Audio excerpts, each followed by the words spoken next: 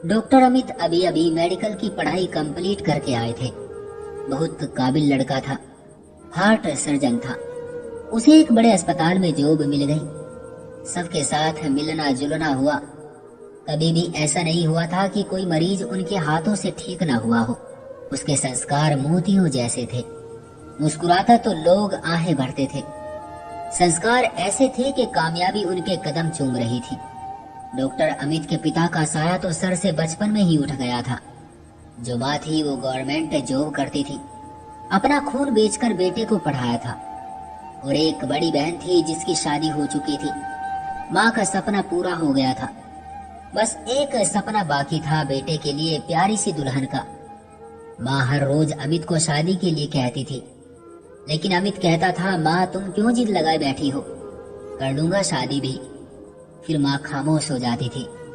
अमित की जिंदगी में क्या होने वाला था ये अमित की सोच से भी दूर था। एक दिन अमित की जिंदगी में एक परी जैसी कोई लड़की आई।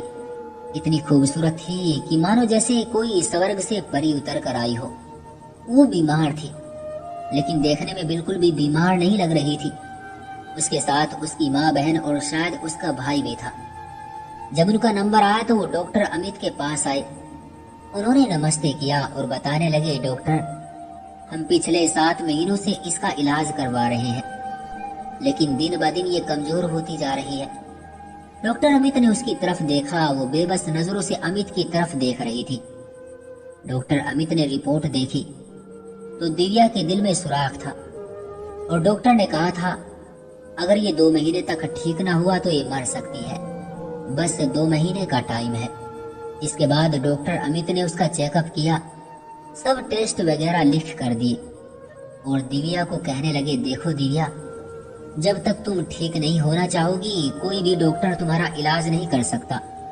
दिव्या मुश्किल से होठ हिला सकी, आंखों में आंसू थे।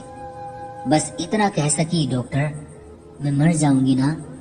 डॉक्टर अमित ने कहा, आप मेरे पास आई हैं, यकीन रखिए मैं तुम्हें ठीक करने की पूरी कोशिश करूंगा।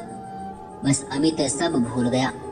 उसे दिव्या का चेहरा याद था, उस हसीन परी का चेहरा जो 20 साल की उम्र में मौत से लड़ रही थी। अमित ने दिव्या का इलाज करना शुरू कर दिया। दिव्या हर नए दिन के साथ जिंदगी की तरफ लौटने लगी थी। डॉक्टर अमित का जादू जैसे काम करने लगा था। वो दिव्या के दिल से बीमारी का नाम निकाल रहे थे। दिव्या के साथ साथ सब हैरान थे कि हमने इतने बड़े बड़े डॉक्टर से इलाज करवाया, फिर भी वो ठीक नहीं हुई। लेकिन डॉक्टर अमित ने तो जादू ही कर दिया। डॉक्टर अमित ने रिपोर्ट दी। दिव्या के चेहरे पर अलग सी चमक नजर आ रही थी। अमित को दिव्या से मोहब्बत होने लगी थी और दिव्या को भी। समय के साथ साथ दिव्या बिल्कुल ठीक होने लगी। एक दिन दिव्या अमित के पास बैठी थी, अकेली थी। कहने लगी, डॉक्टर साहब आप मेरे लिए कोई देवता हैं, मैं मरना नहीं चाहती। डॉक्टर अमित मुझे जीना है और आपने मुझे जिंदगी दी है, मैं आपका ये एहसान कैसे उतारूंगी।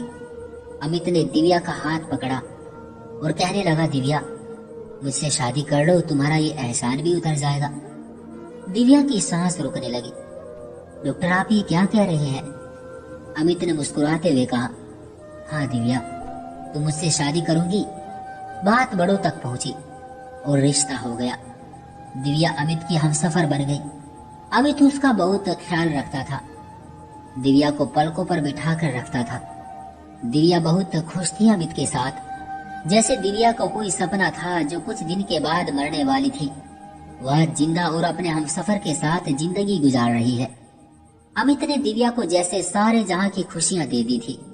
एक रात दिव्या की तबीयत कुछ खराब हुई। दिव्या को लग रहा था कि उसका आखिरी समय आ पहुंचा हो। दिव्या अब शायद मरने से नहीं डर रही थी। अमित उसको अस्पताल ले जाने लगा तो दिव्या ने कहा, अमित अस्पताल ना ले जाओ, मुझे अपने पास घर में रखो। अमित ने कहा, दिव्या पागल मत बनो। दिव्या ने कहा, अमित मान जाओ, मेरी बात सुनो, यहाँ मेरे पास बैठो, कुछ पल तुम्हारे साथ गुजारने हैं मुझे। अमित उसकी जिद के सामने हार गया और दिव्या के पास बैठ गया। दिव्या ने अपना सर अमित की गोद में रख लिया और कहने लगी, अमित तुमने जो मुझ पर एहसान किया है वो मैं कभी नहीं भुला सकती। बस ऊपर वाले से प्रार्थना है कि वो ईश्वर आपको भी हमेशा खुश रखे। तुमने झूठ क्यों बोला कि मैं ठीक हो जाऊंगी? अमित रोते हुए बोला, मैंने वो झूठ इसलिए बोला ताकि तुम अपनी जिंदगी के कुछ पल बिना मौत के डर से जी सको। मैंने शादी के बाद वो रिपोर्ट पढ़ ली थी जिसमें लिखा था कि मैं बस 8 महीने तक ही जी सकती हूँ। अमित, तुमको पता है मैंने इन 8 महीनों में अपनी पूरी जिंदगी जी ली है। मुझे अब ऊपर वाले से कोई शिकवा नहीं है। जो तुमने मुझे दुनिया भर की खुशियां दी हैं, पता नहीं क्यों तरस खाकर या मोहब्बत से, मुझे तुम्हारा साथ अच्छा लगता है। अमित दिव्या की आंखों में देखने लगा। आंसू पानी की तरह बह रहे थे। दिव्या ने अमित के हाथ को चूमा, कहने लगी, मेरे लिए इतना ही काफी है कि मेरे नाम के साथ तुम्हारा नाम जुड़ गया। अमित बेबसी की हालत में दिव्या को तसल्ली दे रहा था, लेकिन आज बेबस था। दिव्या आंसू साफ करते हुए बोली, अमित, तुमसे एक चीज मांगू, मना तो नहीं करोगे ना? अमित ने कहा, हाँ दिव्या कहो। दिव्या ने कहा, पास आओ थोड़े से। दिव्या माथे को चूमते हुए बोली, अमित, जब मेरे मरने के बाद दूसरी शादी करोगे तो बीते हुए कल को याद करके कभी मत रोना। उसके सामने मेरी सब तस्वीरें उतार देना। मेरी कोई याद सामने ना रखना। तुम किसी और की बाहों में होंगे ना तो मुझे बहुत तकलीफ होगी। मुझे तुम्हारे साथ और जीना था। मुझे अपने बच्चे देखने थे, उनका माँ कहना सुनना था। लेकिन ऊपर वाले ने इतनी ही जिंदगी लिखी थी। उसकी आवाज आहिस्ता आहिस्ता धीमी हो रही थी। अमित, बहुत प्यार करती हूँ तुमसे। अगर मुमकिन होता तो मैं ईश्वर से सांसें मांग लेती। अमित, जब शादी कर लोगे, तुम्हारे बच्चे होंगे ना, तो अपने बच्चों को भी मेरे बारे में बताना। मेरे ना सही, तुम्हारे बच्चे तो होंगे ना। मुझे अपने बच्चे देखने थे। अमित, मुझे जीना था।